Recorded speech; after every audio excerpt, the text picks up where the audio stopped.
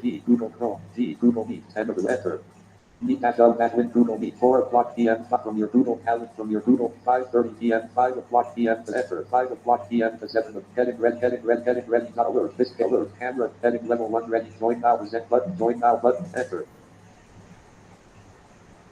Visit is needed, open the people business information. Involve your microphone is off. Applications, context, search subnet, use different show alert, show people on the text, show window, show touch, cascade alert, show window, show the text, undo alert, live, escape, even menus.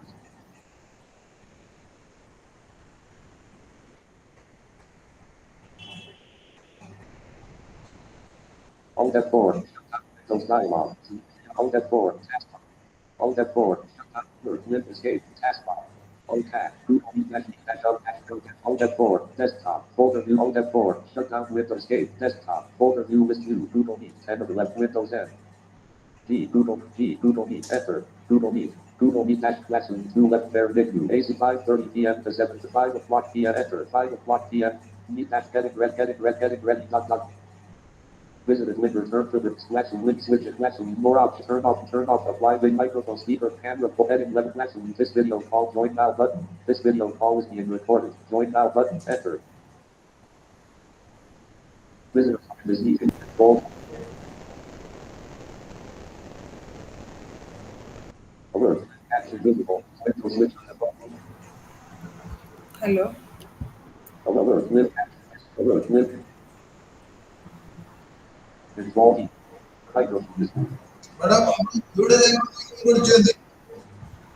Sir, can you please mute? Then I can start. Involving your microphone is off.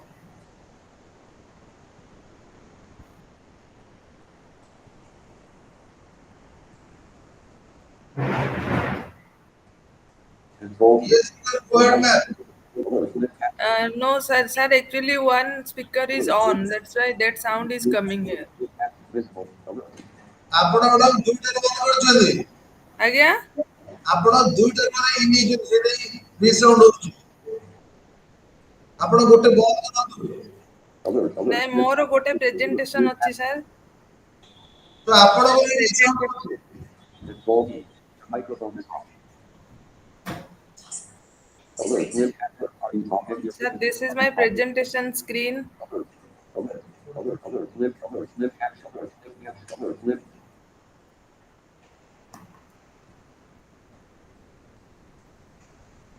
ଆମର 5 ରୁ 6 Sunday ଦିନ 10 ରୁ 3 Monday ରୁ Friday 5 ରୁ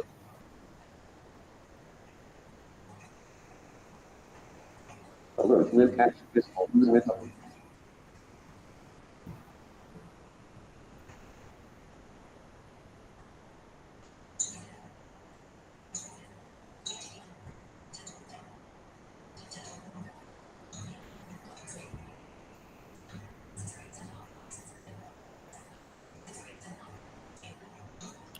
okay now we can start sir ଆପଣଙ୍କର ଟିକେ mute କରିଦିଅନ୍ତୁ ଆପଣଙ୍କ ସ୍ପିକର ଅନ୍ ଅଛି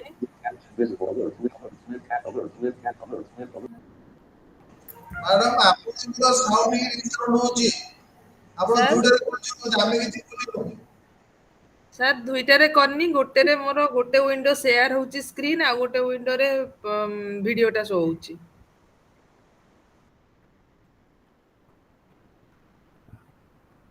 ଆପଣଙ୍କର ସ୍ପିକରଟା ଅନ୍ ଅଛି ଯୋଉଟାରୁ କିଛି ସାଉଣ୍ଡ ଆସୁଛି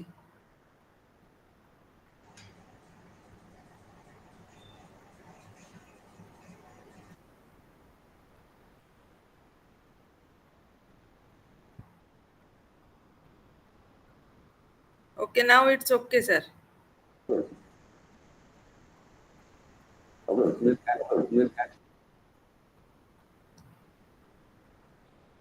okay today we will discuss about the computer as an educational aid so as we know in today's world the computer is the madam important ଆପଣ ଦିଟା ଅନ୍ କରିଛନ୍ତି ଆପଣଙ୍କର ରିସାଉଣ୍ଡ ହଉଛି You ଗୋଟେ ଆପଣ ବନ୍ଦ କରନ୍ତୁ ଆପଣ ଏବେ ଏବେ ଏବେ ଠିକ ହେଲା କି ସାର୍? ଏବେ ଠିକ ହେଲା ଏବେ Okay. ଠିକ ହେଲା Okay, okay, then I am joining from another device.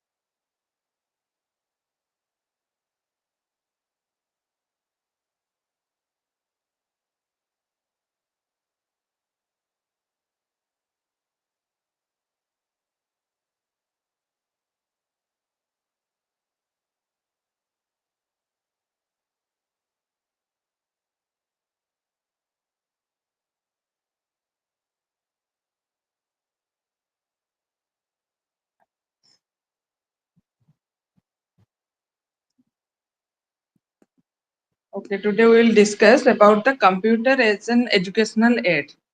So actually the integration of computer has occurred in the education system. From that time, we are very much. Sound ହଉଛି Hello. you are not unable to not anything whatever you are telling it's reach of might be for two system echo that means echo is coming sir ମୋ ଆପଣଙ୍କର ତିନିଟା system ରୁ join ଅଛି ମୁଁ sir ଗୋଟେ କାଟିଦେଲି ଗୋଟେ system join କଲି ଫିର ବି ମୋର ପ୍ରେଜେଣ୍ଟେସନ ହଉନି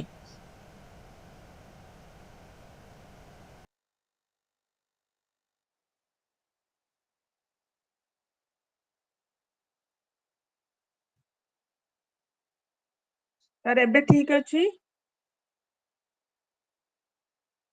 ହ୍ୟାଲୋ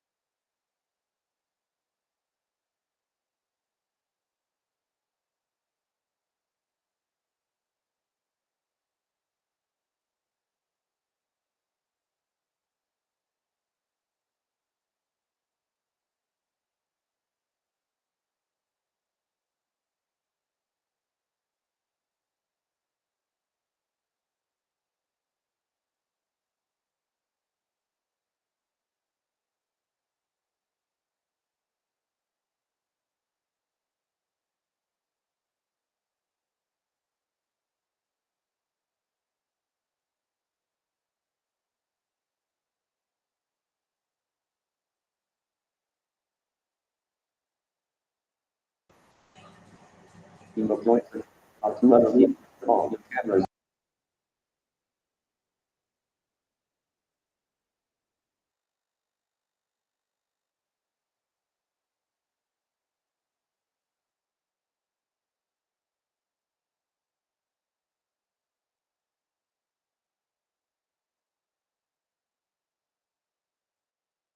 ସାର୍ ଏବେ କ୍ଲିୟର ହଉଛି voice hello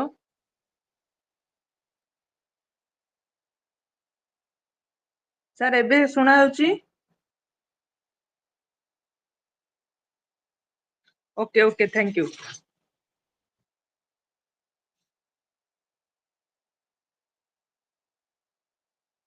Okay.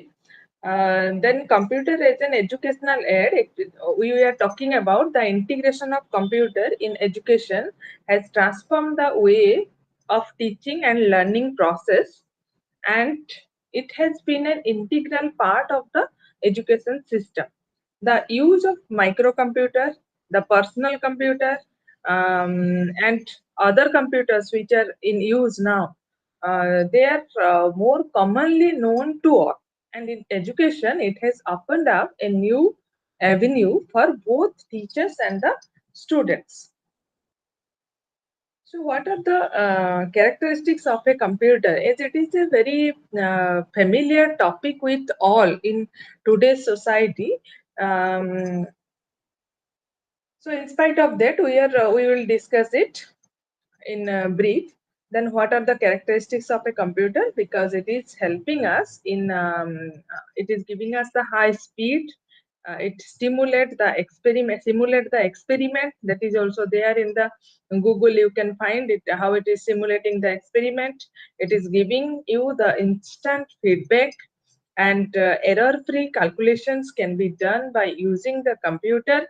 The reliable assessment can be done. Then diverse learning materials can be used through the computer. The adaptive learning can be planned, and collaborative learning can be done by using the computer. Then, in broadly speaking, how a computer can be used, if we are going to discuss it, then we can say that the computer we can divide it into three main headings. That is the pedagogy. It can be used in pedagogy. It can be used in the training purpose, training of in different area. Then in lifelong education. Then computer in pedagogy. How computer is being used in the pedagogy. So first of all, you can say the computer can be used as a supplemental tool in pedagogy. The computers are actually viewed as add-on tools that enrich learning rather than replacing the traditional educational method. They offer the right support at the right time to enhance learning achieved through other media. So it is not going to replace the teacher, but it is going to supplement the teacher in the system. And at the right time, when at the time of need of the teacher, it can be used as a supplemental tool. And the teacher will decide when, how, and to what extent the computers should be used in education. That depends completely on the teacher, and also it will help along with teacher to promote the effective learning of the students. Then some questions arise here for teachers. How can learners use computers to express themselves? How can computer system be adapted to individual users' need? How can the quality of instructional software be evaluated, especially considering the concerns over declining software quality despite increased computer use in the education? These questions need to be arise in the mind of the teacher, how the learners can use the computer to express themselves, and how the computer can be adapted to individual users' needs. So these things are to be kept in mind of the teacher. So that the computer can be used effectively by the teacher. Then the historical evidence, such as the initiative by the National Institute of Pedagogic Research (NIPR) in France, shows that the computers can support learning in a wide range of subjects, starting from mathematics to music, and it is now also very much advanced technology what we are doing with the computer. Then development of computer related skills. The effective pedagogic use of computers involves the developing skills among teachers and students, focusing on the computer awareness and computer literacy. So the computer literacy being the more desirable goal now. Okay. So those who have joined now, I would like to inform you that we are discussing as the computer as an pedagogic tool. We are discussing on that aspect. So, if a society can afford computer, then the pedagogic uses of computers should be based on the bottom-up approach rather than a top-down approach. The bottom-up approach means starting from the learner to the higher. Higher means to the top. That means towards the administrator.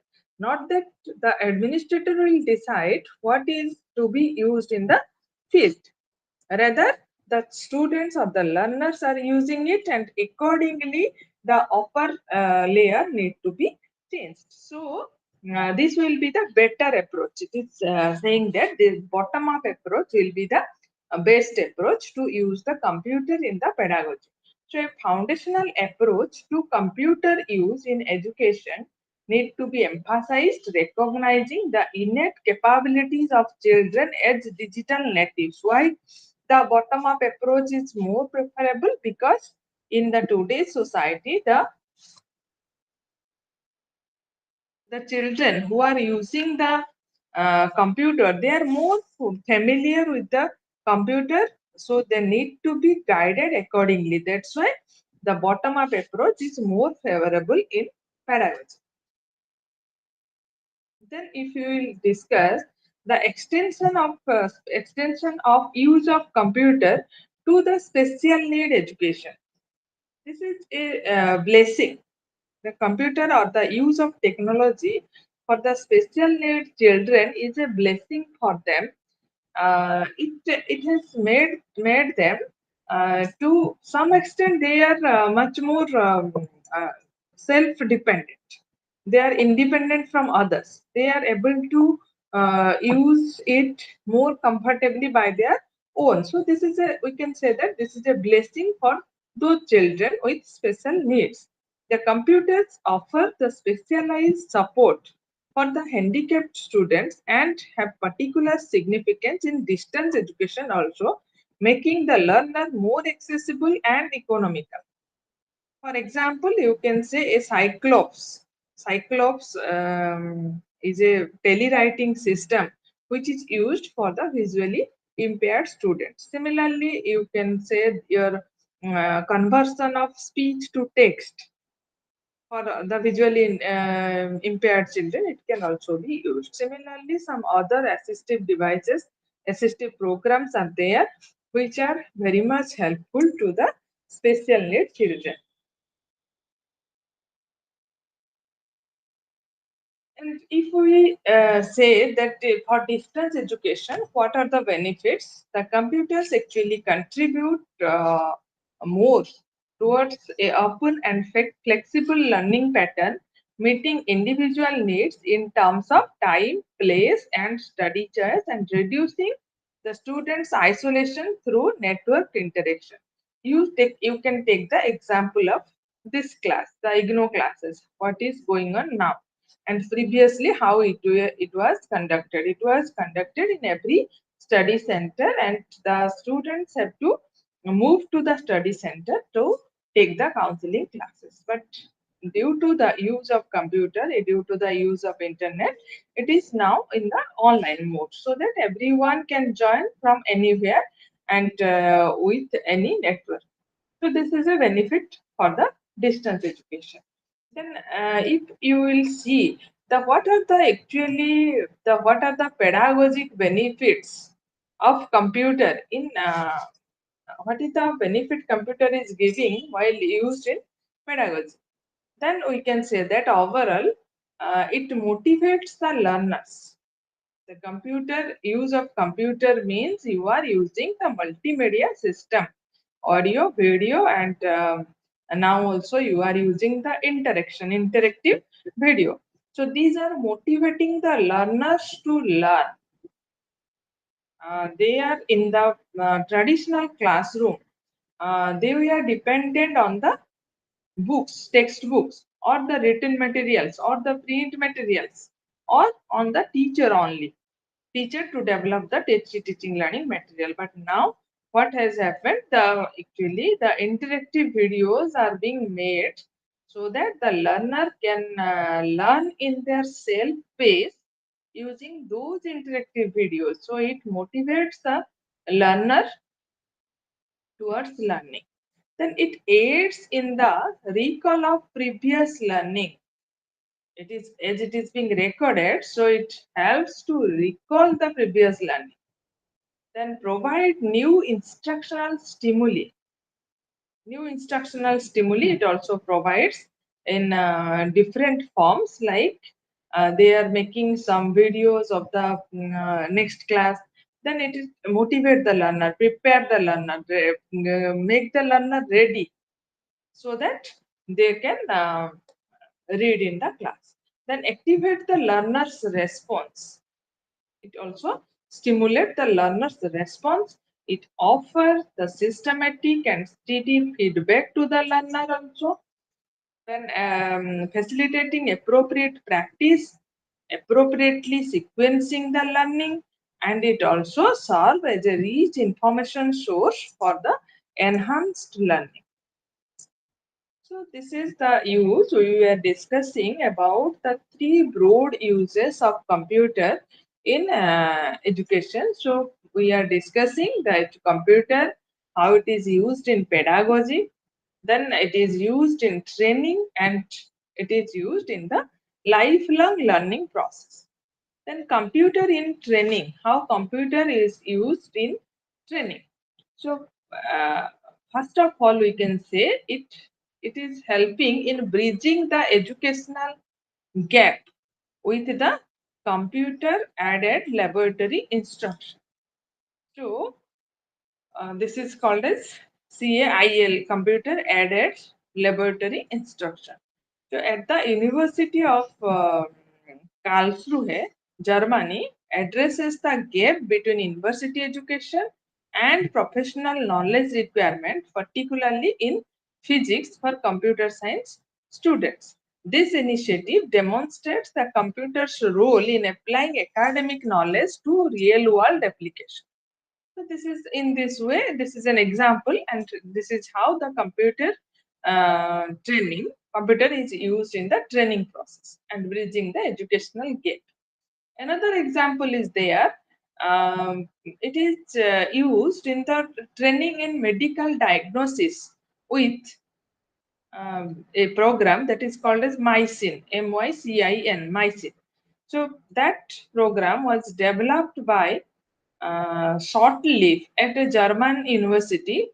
So MyCin is an artificial intelligence program from 1976 designed to train medical students in diagnosing bacterial infection and suggesting treatments, and also it highlights the AI, artificial intelligence potential in specialized medical training. So in training purpose, you can see it in the laboratory of university. You can see it in the diagnosis of disease with the help of AI, and improving reading skill with Erica. Erica is a program. It is the full form is the effective reading in content areas. Erica, effective reading in content areas, that is called as Erica program, which was created by Maurice and Stuart Dorr in 1976 at Brisbane College of Advanced Education in Australia, which focused on enhancing the reading skills through a comprehensive approach involving the linguistic, cognitive, and affective interaction with the text. So it it is also used in the training purpose. This is another example for developing the language skill, reading skill of the people. Then language skill development through another program is there, that is SpaceX. Language skill development. The SpaceX, actually it is disguised as an adventure game, but actually it serves as a comprehensive language training program, and it covers the reading, listening, comprehension, oral expression, writing, and much more thing by engaging children in a quest on the planet Phosphor. So it is in the form of game, but it is helping in the language skill development. Then versatility in skill development. Uh, so the examples what we have given here, these examples show that how the computers are used in a broad applicability, and in developing a wide range of skills, starting from the scientific to medical knowledge to language and reading abilities. So this is versatility. Computer is used in training because it has the versatility in skill development. The contribution to professional course. It has also the contribution to the professional courses. So beyond academic subjects, the computers also support training in professional fields such as your engineering field or teacher education or medical education, or enhancing the administrative, tutoring, course writing, pedagogic skills, and especially in the distance education. So to every area now it has the contribution. We cannot distinguish out of them. We can say in every area the computer has the contribution in the training field also. Then we are also adapting it beyond education. The use of computer for training extends into industry, defense, education sector. It also includes the distance education, recognizing and utilizing computers to enhance training effectiveness. And also the computer based training. The actually what is the key point to the successful use of computer based training program? Because it lies in the capacity of the computer for simulation. It can simulate the thing, model building, interactive adaptation, and these capabilities make it a powerful tool for skill development across various domains. So for example, you can say if you are going to show an experiment to the students in the laboratory, then you have to spend much more things than the simulation mode. Now you can find the laboratory mode in your Google itself, and you can go for any experiment you want to show in simulation, and it is also cost effective. But disadvantages are there, but this is one of the advantage. Then third aspect or third area is your lifelong education. Computer is used for lifelong education of the individual. So lifelong education is now a necessity for everyone, because the society is changing very rapidly, and that rapid pace of knowledge creation um, gives rise to the need of acquiring knowledge and taking it to as a duty or as a process which is lifelong. So lifelong education is a necessity of the hour, need of the hour. So that the individuals also want to engage themselves in continuous learning throughout their life. Engage in continuous learning throughout their lives to remain relevant and informed. So here the computer is very much useful in lifelong learning of education. in the distance education mode, you are using the computer and can learn. And now the different portals like your SWAYAM portal is there. Every university, everybody has entered into that um, distance education mode, and anybody who want to learn anything or want education on any area, then he or she can go for the education. And education can be lifelong, and everybody can learn throughout their life. Then open learning system, including the distance education institution, are pivotal in providing the infrastructure and resources necessary for lifelong education, catering to the evolving needs of the learners. Then computers are also used as an tutor and tools. So computers serve as dual role in lifelong education as tutors, offering a non-judgmental, patient and accessible means for adult learners to acquire new knowledge, and as a tool, it facilitates the access to a vast array of learning material tailored to the specific needs and preferences of the learner. It is better. Why you are choosing computer as an tutor, because it is providing a non-judgmental patient. Now you might have seen or heard in news that the first artificial intelligence teacher who is introduced in Kerala, that is Iris. So that children are preferring that artificial intelligence teacher because it is non-judgmental and it has the patience to listen to you. But the human teacher has may not or may not have patience to listen to everything. And it is also accessible and it can answer to every question asked by you.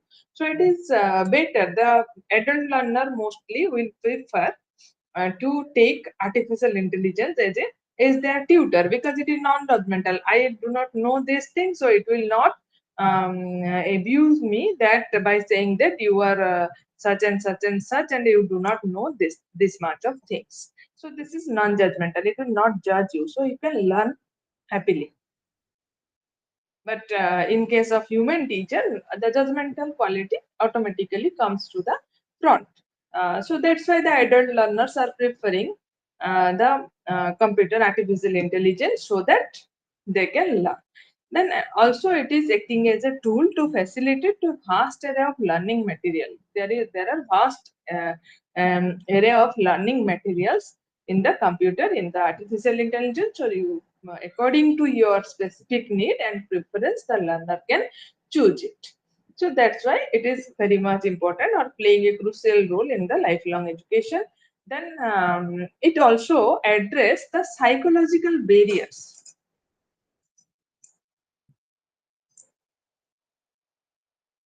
So what are the psychological barriers?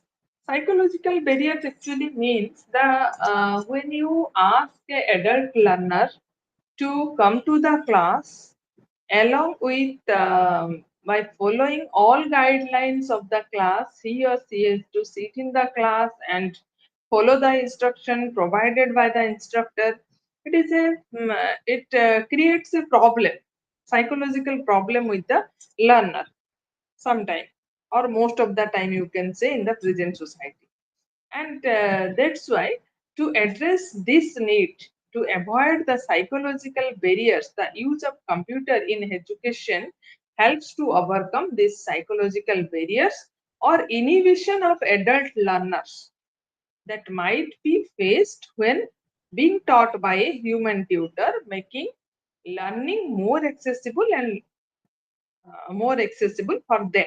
So if they want to learn, they need not to come to the class. They will use the computer in the distance mode so that this type of psychological barrier will not be there.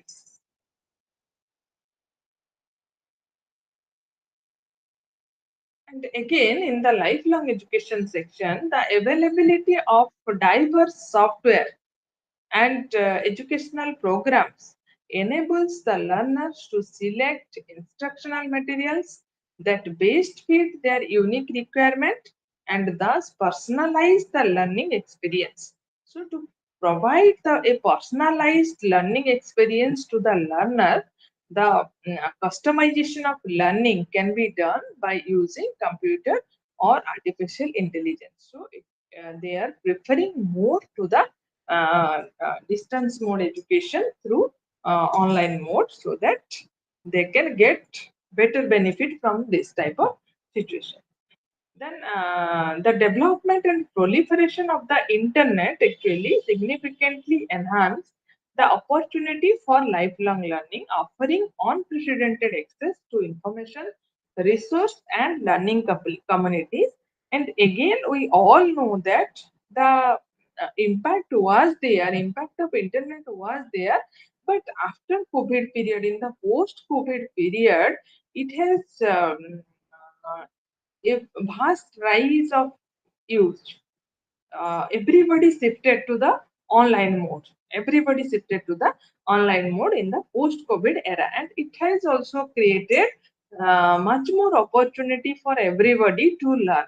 It has created the Swayam portal like portals, so that everybody can enter into that portal and enroll in any course, any university course they are interested, and they can learn there. So this becomes a blessing there.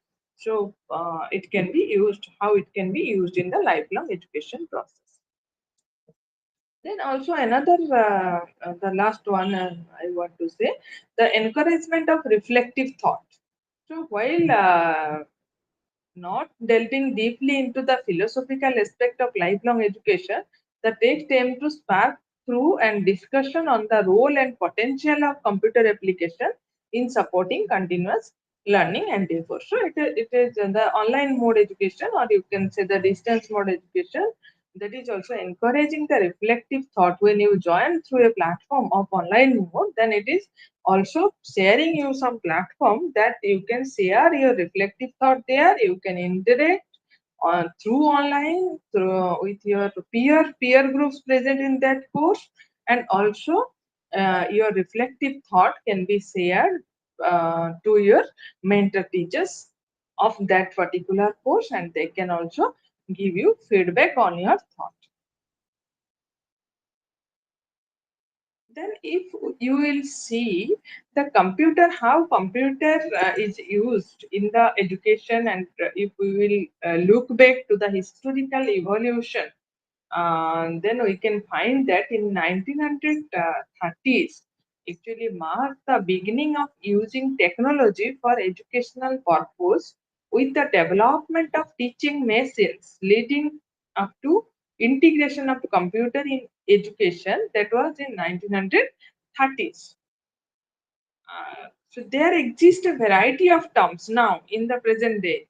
There exists a variety of terms such as the computer assisted learning, or CAL, the computer assisted instruction, that is CAI, the computer managed learning, the CML, which are often used interchangeably but have slight differences among them.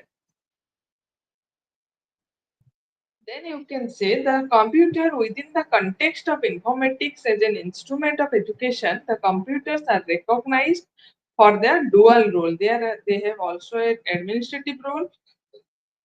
Also, they have a teaching and learning. They are used as a teaching and learning tool. So when they are used as an administrative tool, they enhance the efficiency and effectiveness of educational administration tasks.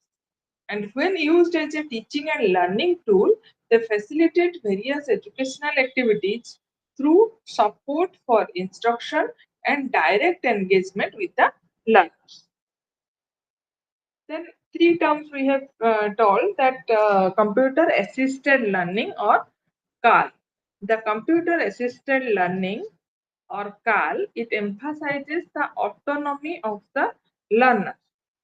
The CAL focuses on the learner as an autonomous individual. Autonomous individual means it can do the task by itself. Then tailoring the content and assistance to individual need, with the computer acting as a patient tutor. So in the CAL, or computer assisted learning, the computer will act as a tutor for the learner, and the learner is an autonomous individual, and the computer provides the learner as per the need of the learner. It tailored the content, and accordingly it assists the individual to proceed in the learning process. So this is CAL. So there are four paradigms of CAL, computer assisted learning. One is your instructional paradigm.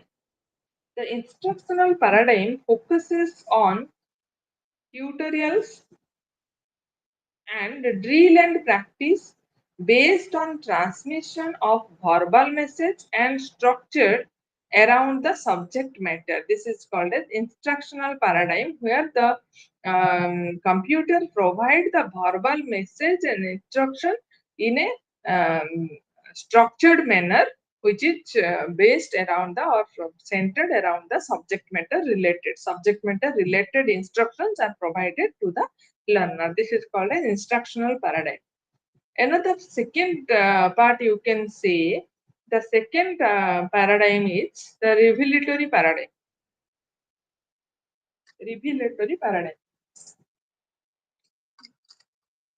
Revelatory paradigm emphasizes learning through discovery and vicarious experience via computer simulation and data handling, gradually revealing the key concept. Actually, revealing as it reveals. That's why the paradigm is named as revelatory paradigm. So it emphasizes through discovery and vicarious experience. That means it explores the experience of the learner through various activities, and also it provides the simulation, also provides the data handling technique, and gradually it reveals the key concept. That's why it is called as revelatory paradigm. Then conjectural paradigm, that centers on active knowledge manipulation and hypothesis testing, viewing knowledge as evolving from the experiences.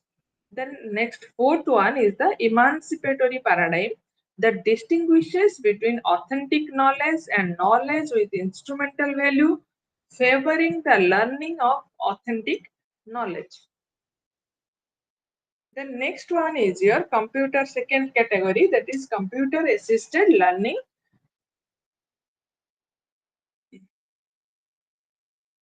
Then Jones and others in 1984 categorizes the computer assisted learning under two modes.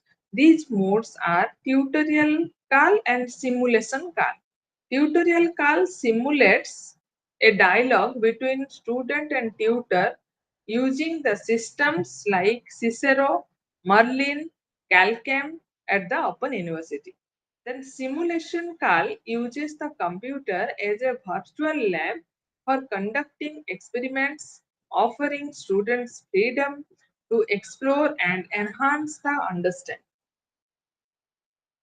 Then learner-centered design. The design and evaluation of CAL should focus on meeting the learner's needs, providing meaningful practice, accepting various correct answers, and offering explanations for both correct and incorrect responses. Then intelligence in computer assisted learning. It is associated with implementing the complex programs that simulate human intelligence or perform tasks requiring intelligence. The emergence of sophisticated interfaces between artificial and real intelligence aim to create programs that can understand and respond to the natural language. Then an example of a project that is called as Excalibur, an example of an advanced CAL system combining a domain expert system, a student model, a teaching expert, a natural language interface, and a reasoning system to provide a comprehensive learning environment. Then the next term we are concerned with, that is your computer managed learning or CML. Then what is the difference between CAL and CML, computer assisted learning and computer managed learning? The difference is that CAL or computer assisted learning focuses on autonomous learners engaging actively with content that is flexible and rapidly changing. And computer managed learning CML places learners in a more passive role, dealing with less changing information and focusing on individualized learning experiences such as administering tests and providing remedial instruction. Then less research on CML compared to CAL. The literature review indicates that more research and writing on CAL, highlighting its flexibility and greater scope for innovation.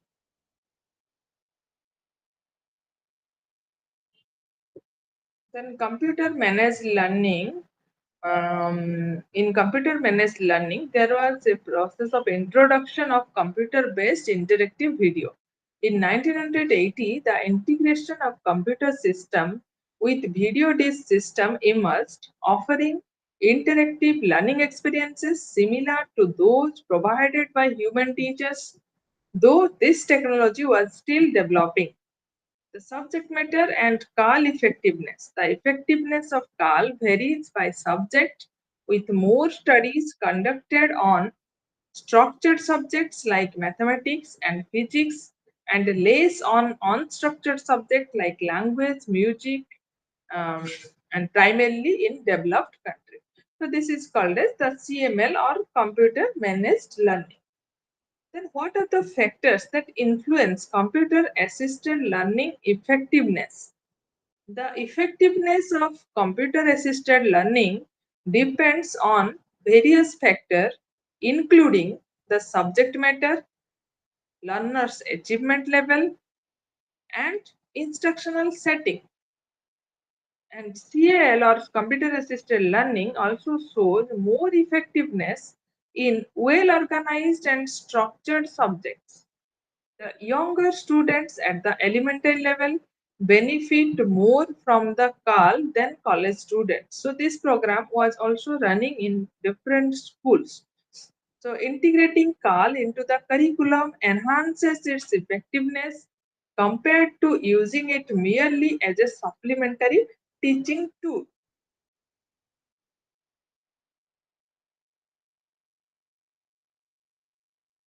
Then we will discuss the microcomputer's impact on education. The significant contribution of microcomputer to the educational landscape is emphasized through the exploration of computer assisted learning and computer managed learning, suggesting a paradigm shift in learning methodology facilitated by technology. The next important term we are concerned with, that is our computer based training. The computer based training, also referred to as technology based training, you can say CBT or TBT. It is underscored as an individualized training approach designed to enhance the task performance competency through knowledge acquisition and skill development. Then what are the components of CBT, computer based training? The key components are tutorials. What are the tutorials? The tutorials are of short duration, activity based tutorials aimed at facilitating understanding and ensuring higher knowledge retention. So tutorial as a component of CBT. Then second component is drill and practice. The drill and practice focus on mastery learning by enabling repeated practice. Drill and practice focuses on mastery learning by enabling repeated practice. Then third component is learning by doing. It offers experiential learning opportunities through model-based work simulations, enhancing the skill development. So it simulates the model-based work simulation. It provides the model-based work and simulation to the learner so that learner can learn by learning by doing. So this is about the computer assisted learning, computer managed learning, and computer based training. Then we will proceed to the multimedia teaching learning materials. Multimedia we have discussed in the previous classes, but now we are going to discuss what are the multimedia teaching learning materials. So the multimedia has emerged as a significant technological advancement in educational computing, transforming the way information is delivered and interacted with. It combines various forms of media, including what are the media? The media including the text, visual imagery, such as your paintings, photo, animation, graphs and charts, etc., and audiovisual content like your radio and television clips. So it combines all these three: text, visual imagery, and the audiovisual content into a single platform. That is the multimedia platform. So this integration facilitates an enriched learning experience by allowing the users to interact with different type of media content directly from their desktop computer. So from the computer, the learner can get the enriched experience through the multimedia approach. So you can say the multimedia, how it can be defined? It can be defined as the integration of multiple forms of media to enhance the impact of message. It can include visual imagery, text, sound, video, and animation. Interactive multimedia further allows users to control and interact with these components. Now we are depending mostly on the interactive multimedia. How you can find it in your H5P app, your Lumi app is there to develop this type of interactive content. And interactive content are being preferred by the teachers to provide to the student, so the student can interact with the video or image or anything provided, and it can, he or she can learn from that interactive video, interactive multimedia. Then interactive quality, the multimedia programs break information into smaller units and embed them at relevant points, enabling users to navigate between different media forms. This supports varied learning styles and aids in comprehension by allowing repetition and providing interactive responses to user inquiries. Then in multimedia teaching learning materials, there are two important terms. One is called as hypertext, another is called as hypermedia.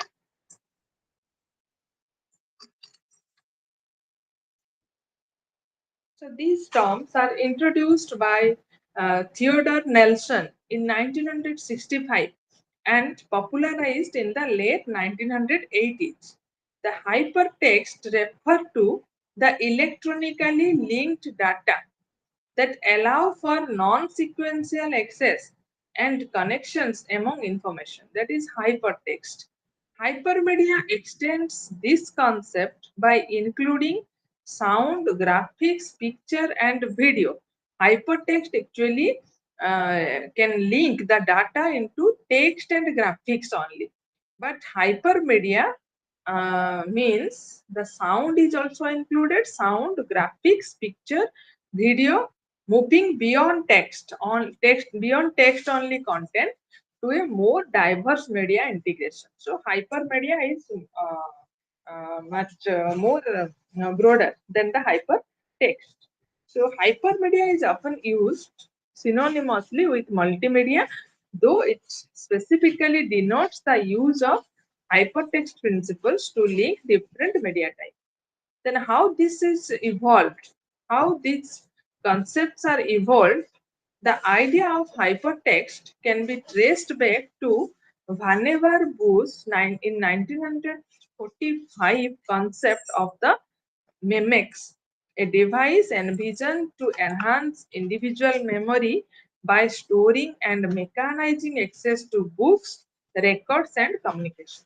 The development of hypercard software on the Macintosh popularized the term hypertext through, though initially it was limited to linking the text. It was that's why its name was hypertext, but gradually it has been developed to the hypermedia. Then what are the multimedia design issues? When developing multimedia teaching learning material, it is essential to consider several key issues to ensure effectiveness and user satisfaction. So, what are the design issue? First issue, you can say the user-centered approach. This approach ensures that the multimedia program is designed with the user in mind, focusing on how it will enhance student learning.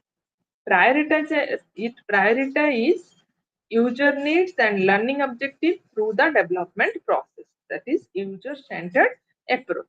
The next, user feedback is also important. It gathers feedback from the learner to assess their satisfaction with the courseware. It incorporates this feedback into the development process to continually improve the effectiveness and usability of the program. Then third one is your consistency. It maintains the consistency in style and design, particularly for the front end screens. It is consistent, and its consistent design elements help users navigate the program more easily and create a cohesive learning experience. So these are the user-centered approach, user feedback, consistency, then interactivity, multimedia design issues we are discussing. That is interactivity, the design of the program to be interactive.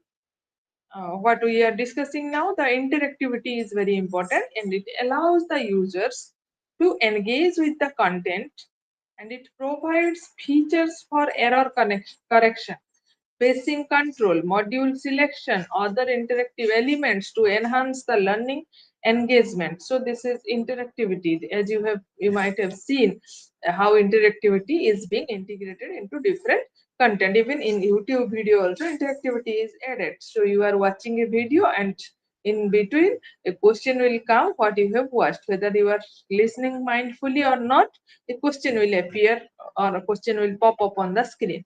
When till you are not answering the question, then it will not go, it will pop up like this. So when you answer the question, then proceed. If you are not answering the question, then go back and watch the video again. So these are the interactivity features in the multimedia design.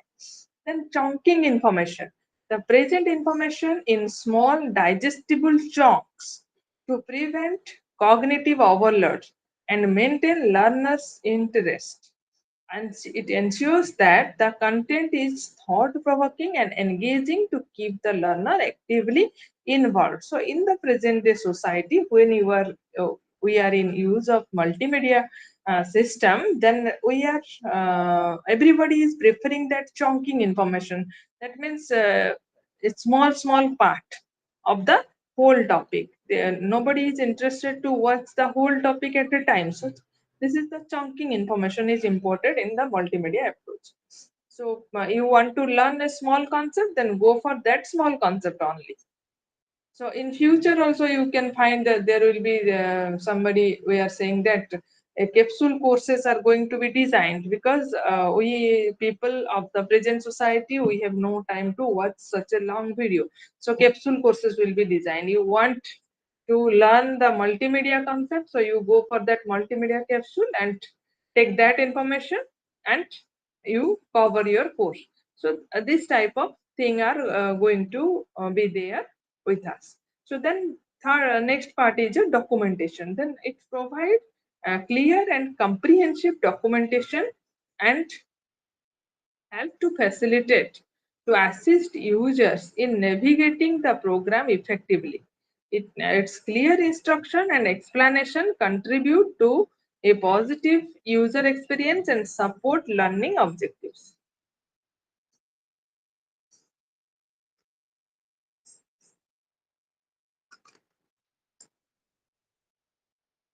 Then we will discuss about the computers in Indian education system.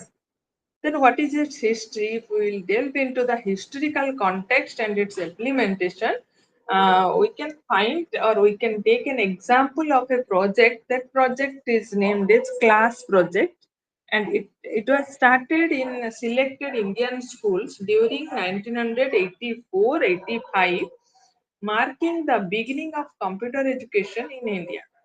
The project was aimed at secondary and senior secondary levels with plans for eventual extension to middle and primary classes. This initiative signified a top-down approach in integrating computer literacy into general education system. Then what was the objective of class project? The project was designed with four main objectives.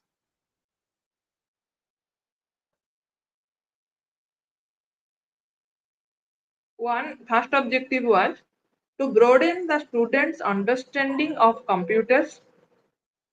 Second objective was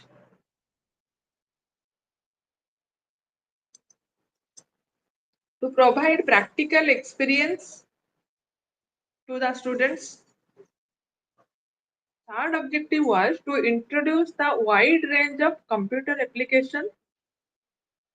And fourth objective was to develop comfort and creativity with computers. So this approach focused on user skills over theoretical computer science principles.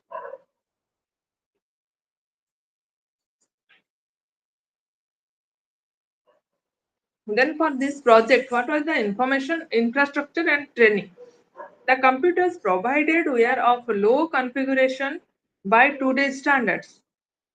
In 1984-85, it was. So it was of low configuration standard and equipped with an 8-bit microprocessor and 32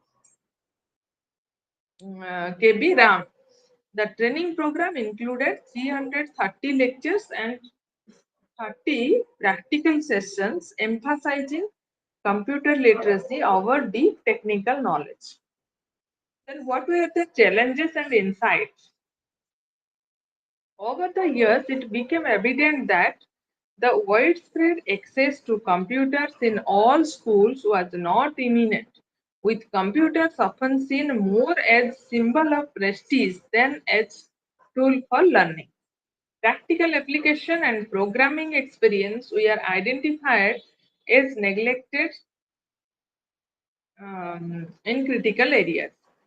The absence of computer networks and computer assisted learning highlighted that the use of computer in schools was still nascent. So, this was the challenges faced in the class project, and this was the insights of that project. Then, after that, what happened? It was also found that what was the teacher's role if we are going to use computer, then what were the teachers role? The success of integration of computer into education significantly depends on teachers whose attitudes and competencies can influence the effective use of technology for educational purpose. So this was very important, and the initial focus was on training a limited number of teachers to create a multiplier effect in spreading computer literacy. So this was a very important finding at that time. First thing was that the teacher's attitude and competencies can influence the use of effective use of technology. You can, if you might have seen the that thing how when COVID period came at that time, they were bound to shift into the online mode. So the attitude automatically created by force. So This was very important. So initial focus was on training a limited number of teachers to create a multiplier effect. Some teachers, if they will use, then it will create a multiplier effect in spreading the computer literacy. Then how it evolved. What was the evolving scenario? By 1990, the scenario began to change rapidly. The private schools started incorporating computers, and computer science was introduced as a subject at the senior secondary level. This shift indicated a growing recognition of the importance of computer education through full integration into educational process remained incomplete. Then what happened? After senior secondary level, the higher education and beyond program. The computers also made their way into higher education with top institutions incorporating technology and computer courses. The challenges such as the lack of trained manpower, this was a challenge, and till now also this is a challenge, and monitoring of computer usage persisted. And initiatives by technology and management institutes, along with private sector involvement, aimed to address the manpower shortage. In the meantime, government has taken so many steps, and also it has faced so many challenges and issues also created, that we can say what will be the future prospects. So recommendations by the Information Technology Task Force of Government of India promised improvements in the use of computers within education, signaling a positive trajectory towards fully embracing technology in the educational sector.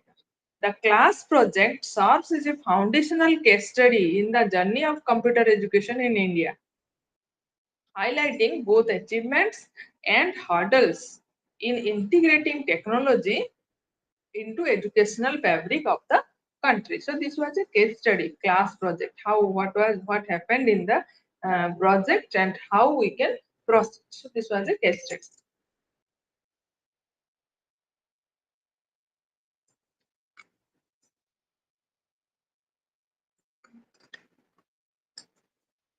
Then computer media in distance education. Chacon 1992 outlines three primary modes of computer usage. First one was information processing, second one was interaction, and third one was communication. I repeat, the first one information processing. The primary modes of computer usage are information processing, interaction, and communication.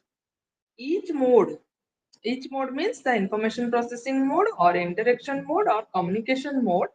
They plays a distinct role in enhancing the educational experience for distant learners, catering to different needs and learning outcomes.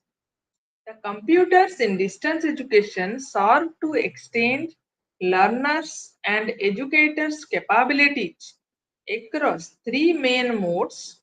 That main modes were the information processing, interaction, and communication.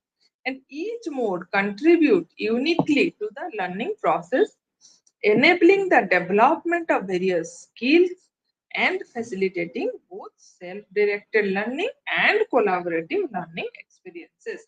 So in distance mode, both skills are used, that is self-directed learning along with the collaborative learning experience. Then information processing, what happened in information processing? The dissemination of information. Information processing means, in pedagogy, information processing means we can say dissemination of information, then development of language and foreign language skills, then learning procedural problem solving, analytical presentation, and design skills. That type of function can be included in information processing part. The use of computer in this mode, in the information processing mode, is limited by learners' access to technology. The course designers must ensure learners have the necessary access to computers so that they can use or disseminate information will be disseminated, and then they have to develop the learning procedural problem solving and presentation design skill, etc. The next mode is interaction mode. Interaction mode, how it can be used, the one component may be the drill and practice. You will be assigned some activity, you have to practice it. So that is deal and practice function. That is interaction. The tutor will assign the learner about the about some assignment or something, some experiment maybe, and the learner has to practice. Then problem solving. In problem solving also interaction can be used.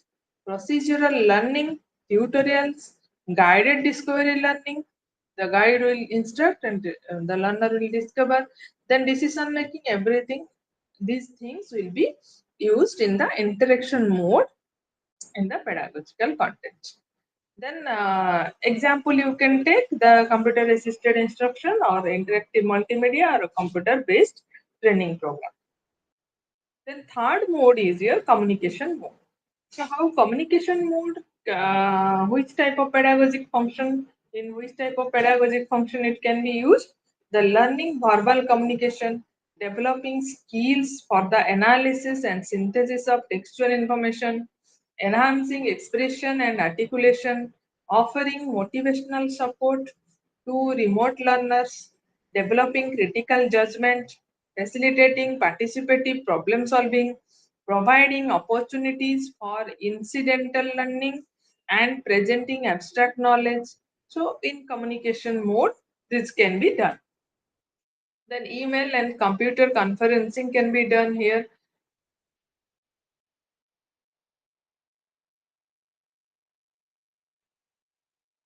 Then next we will, so these were all about the use of computer in India and as well as in the distance education mode. Then we will proceed to the next part, that is your satellite technology and distance education.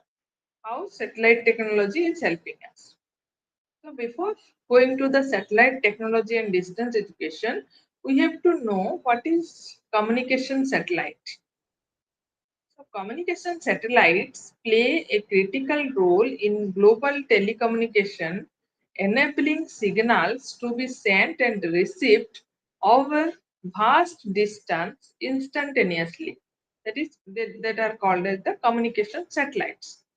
So what is the functionality of communication satellite?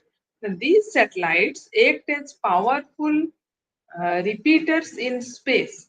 They receive signals transmitted from an Earth-based station, which is called as uplink. It amplifies these signals, change their frequency to avoid interference with the uplink signals, and then retransmit them back to Earth to be received by another station, that is called as the downlink. The uplink and downlink, these two are important aspects. The satellite first receive the signal through the uplink and then amplify it, then retransmit it through the downlink.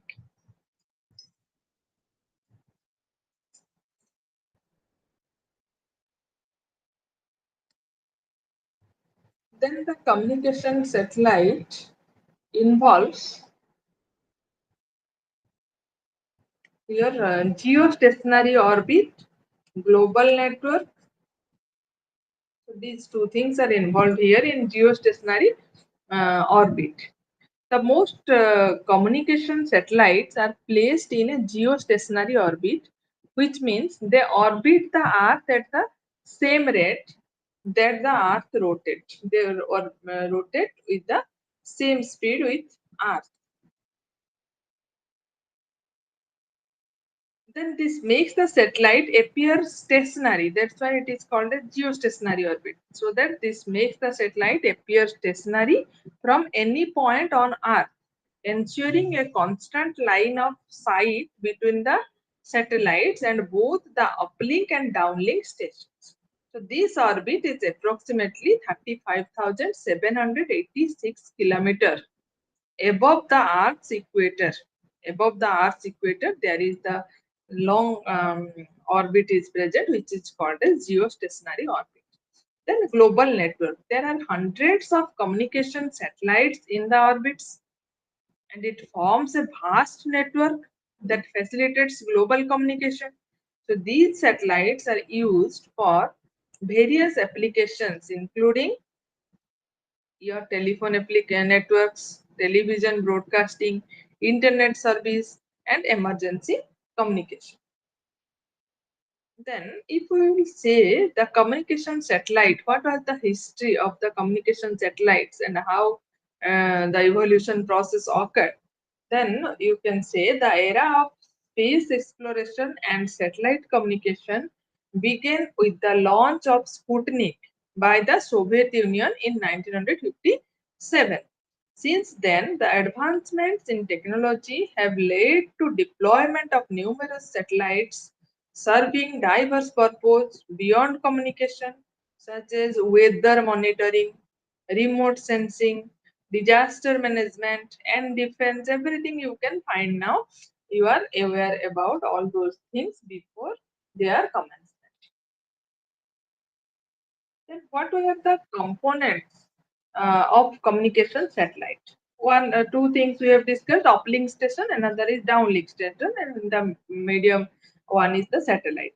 Then uplink station is the ground-based transmitter that sends signal to the satellite. It is located on the Earth, and it sends the signal to the satellite. The uplink station is equipped with a large parabolic dish antenna that focuses the transmitted signal towards the satellite. So that dish antenna that from the uplink station it goes to the satellite. Then what the satellite do? The satellite receives the uplink signal, amplifies it, changes its frequency, and then retransmit it back to the Earth. The satellite is equipped with transponders for this purpose. Then downlink station, this is received end on Earth. This is the receiving end of the on the Earth, which captures the signal retransmitted by the satellite. Like the uplink station, the downlink station also uses a parabolic disk antenna to receive the signal. The received signals are then processed and distributed for various uses, such as your broadcasting TV channels or providing internet connectivity. The next important thing is this was the communication satellite. After communication satellite, we have to know about the satellite orbits. So the effectiveness of communication satellites greatly depends on the specific orbit they are placed in. There are four primary types of orbits utilized for various purposes. What are those four types of orbits? One is a low orbit. Low orbit is characterized by proximity to the Earth's surface. It is close to the Earth's surface. Then satellites in low orbits have short communication windows due to their rapid movement from horizon to horizon. The revolution speed of these satellites does not match with Earth's rotation, edge of geostationary satellite. So these are not, they do not match with the revolution speed of the Earth, making them less suitable for telecommunication. So those which are placed in the low orbit, they are not so suitable for telecommunication. Then next was your medium orbit. The medium orbit was positioned a few hundred to few thousand kilometers above Earth. These satellites also move rapidly, requiring ground station antennas to actively track them. And typically, two antennas are used, one for tracking the satellite as it rises and another as it sets. Then third orbit is your geosynchronous orbit or geostationary orbit. It is located approximately 36,000 kilometers from the Earth, allowing the satellite to appear stationary relative to the Earth's surface because its speed is same with the Earth's revolution speed. This orbit is highly favored for communication satellite due to convenience or fixed position ground antennas and cost effectiveness. To maintain a geostationary orbit, the satellites must have zero inclination. That means directly they should be placed on directly above the equator, move in the direction of Earth rotation and complete one orbit every 23.94 hours. Then geosynchronous satellite or geostationary satellites such as the Indian National Satellite Series INSAT are crucial for broadcasting directly to small inexpensive antennas on home, enhancing their use in education and for reaching remote populations. Then fourth part is your spatial orbits. The spatial orbit include various specialized orbits designed for specific applications like meteorology, remote sensing, natural resource management. So we can take an example of the medium spatial orbit is medium altitude sun synchronous polar orbit offering twice daily coverage of the same Earth area. The orbits are not typically used for communication purpose and are thus not the focus of telecommunication discussion. So mostly telecommunication discussion is dependent on the geostationary satellites.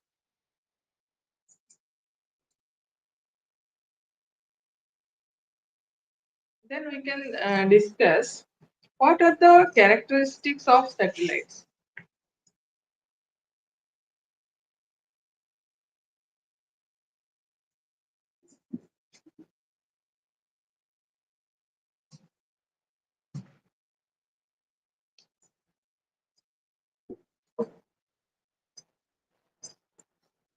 The characteristics of satellites, you can say, first characteristic, the power.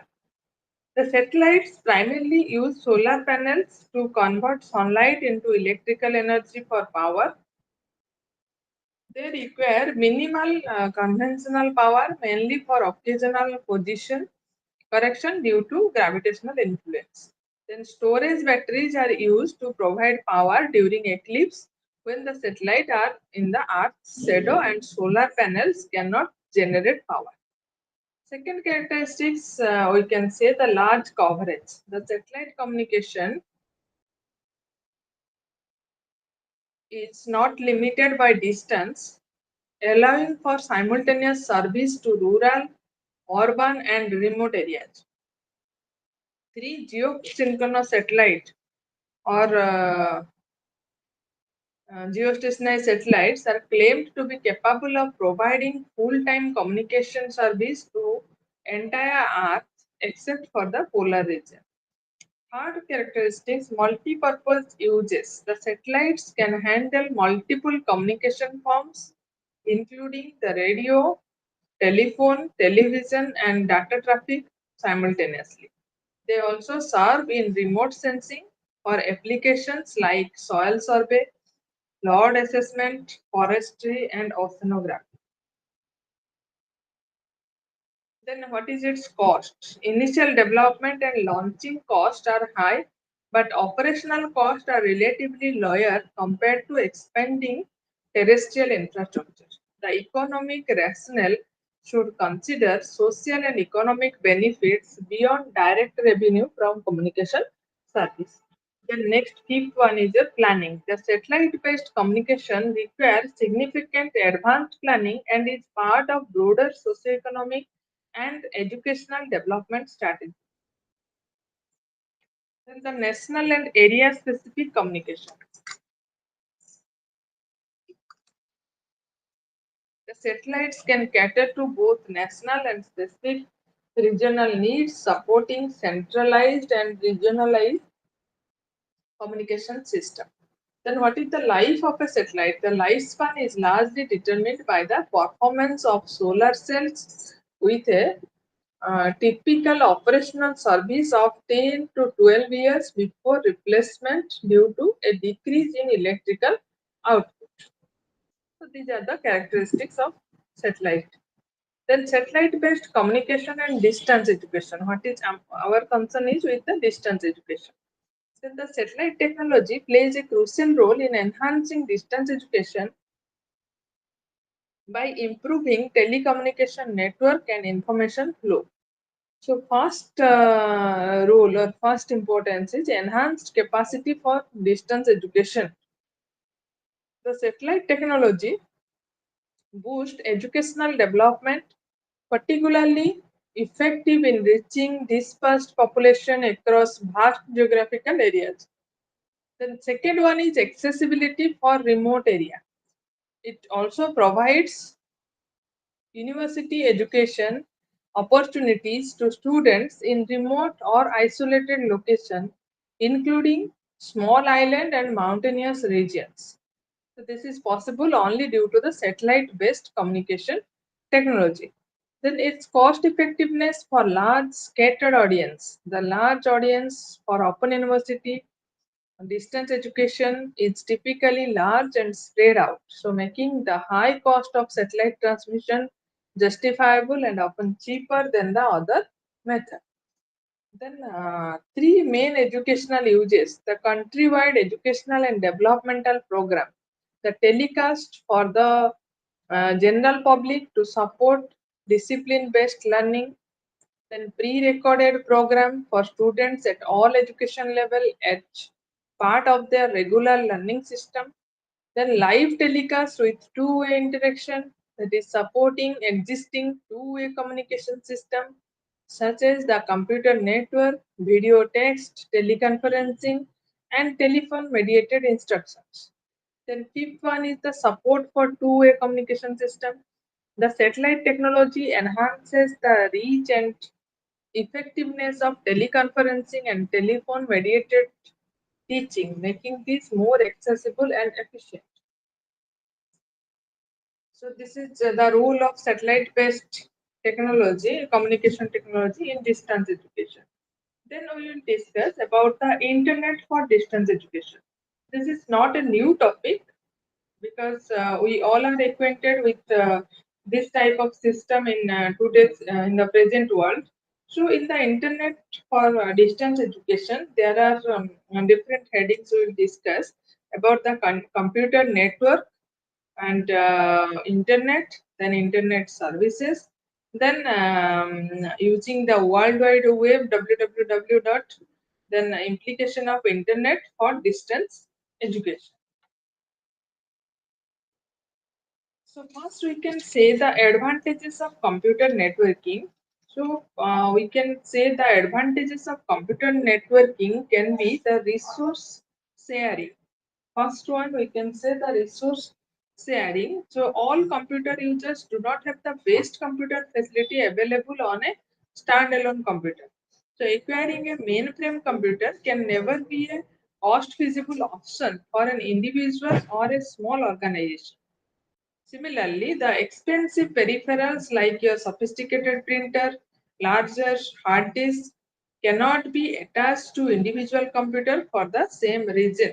So, because it bears a high cost, but if we can interconnect the small computers and terminals with a powerful processor, secondary storage, or printers, then all the small computers can utilize the powerful resources interconnected through a network. So this is one of the advantage of computer networking. Resource sharing can be done by through a network.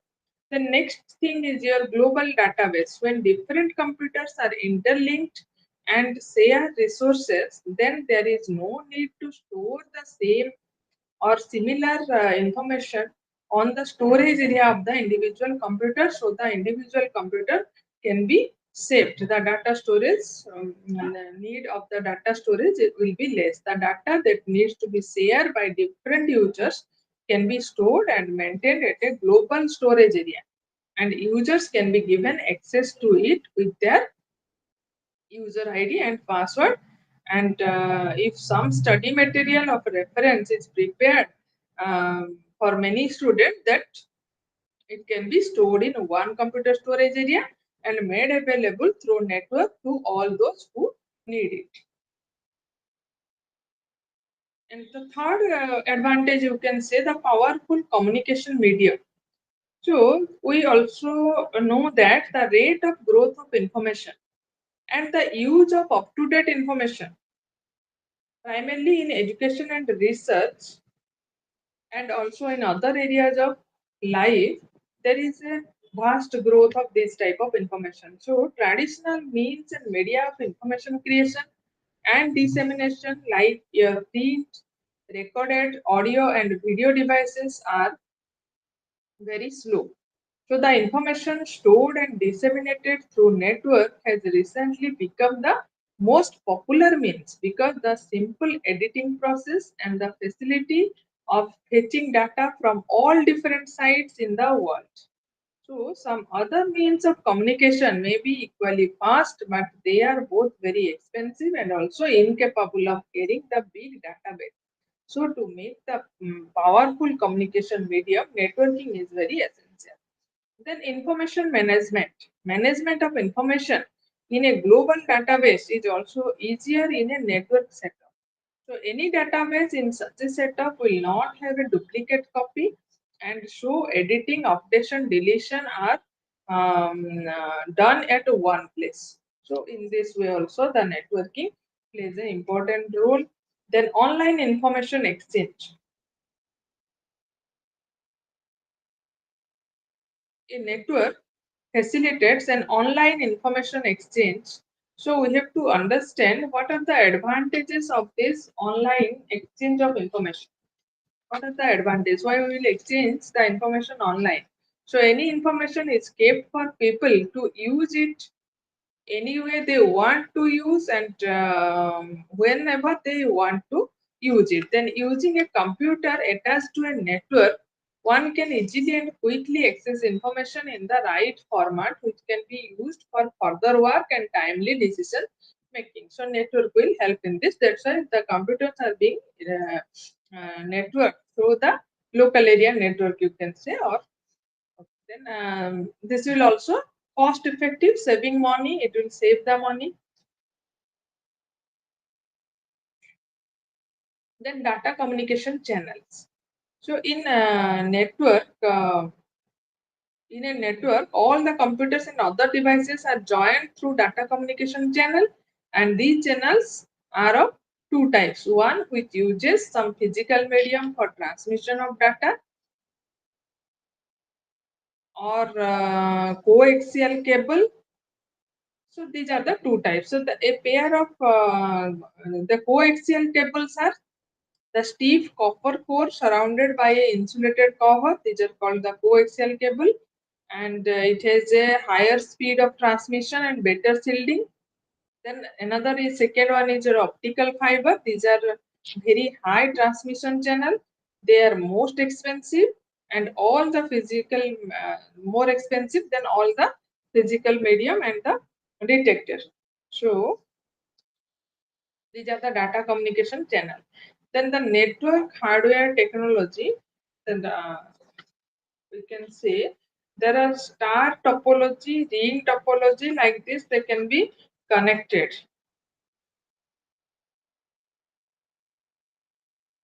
So in star topology, what happened? Its shape occur like a star. That means there is a central computer called the host in the star network, which is linked with all the other computers called the nodes in the network, and all the nodes are connected to each other through the central computer. Adding and deleting nodes in this network is much simpler as connection to the setup or deleted only between the host and the node. So host computer is in the middle and the other computers are in the arrangement of a star. The initial setup cost of such network is also low. The biggest disadvantage is that the network fails if the host breaks down. If there will be any problem with the host, then network breakdown. So this is called a star topology. Then another is your ring topology. Here what happens, they are arranged in a ring. So all computers in the network are connected to two other computers. The shape of the network looks like a ring, and the data transmission in the ring topology is bidirectional for any individual machine. So even if a connection fails, all computer will not fail. So all machine will not fail. Only two machines may fail. So the initial setup cost is low. So adding and deleting node is also easier here in the ring topology. Then another is your boss topology. Boss topology means it is a linear connection of network, and it is broadcasting type of transmission used in local area network or LAN. So only one machine is allowed to send data at a time. If two machines try to send data at the same time, both have to wait individually for different random times. So this is LAN connection is the boss topology. Then fully connected or mesh topology. In this type of technology, each computer is connected to all the other computers. So as they are connected to all other computers, so adding or deleting a node is very costly. The initial setup cost is very high, but the communication in it has high reliability, and because each computer has many links. That's why it has high reliability, but its cost is very high in mesh topology. Then what are the different types of network types?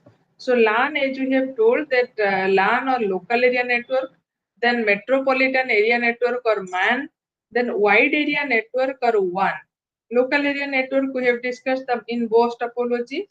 Then we will discuss about the metropolitan area network, which is usually in metropolitan network area network, MAN, LAN, MAN and WAN.